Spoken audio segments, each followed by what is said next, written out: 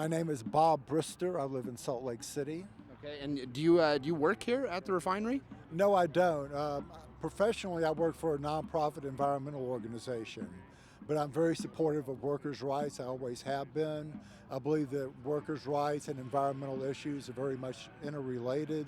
You see the Tesoro factory polluting workers. They're polluting the more general community. They're emitting toxins and carbon-based pollution that's destroying our environment. So it's important that workers and environmentalists and social justice activists in general understand and support each other, that we're fighting the same forces that are destroying our world and destroying our workers. And you mentioned the carbon emissions that are coming out of this refinery and obviously the other four here along Refinery Row. Are these companies utilizing the best technology out there to scrub the emissions, to keep it to a minimal? Are they being forced to do that by the EPA?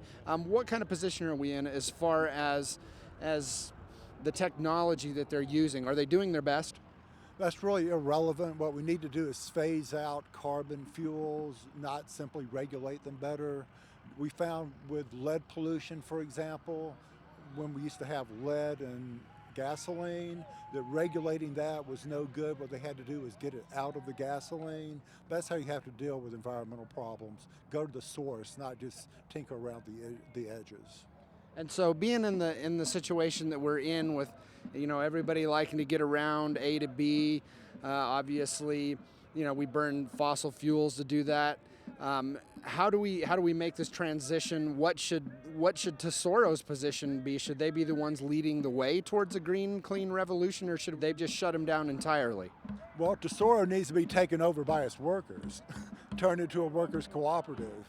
But more generally, we do need to change our whole industrial processes to a sustainable, non-polluting forms that will give us a decent quality of life, but won't destroy life in the process. You have to look at what's going on in the long term, not just the short term.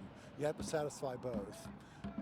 And is there any accountability for these guys now? I mean, we've filmed a multitude of emergency bypasses out here.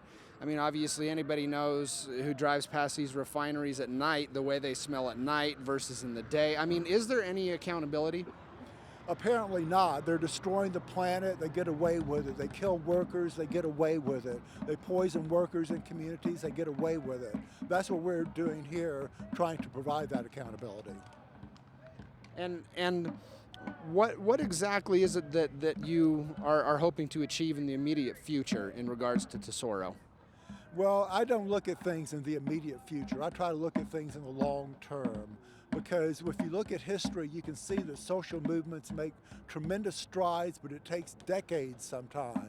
It took about 8 decades for women to get the right to vote in this country.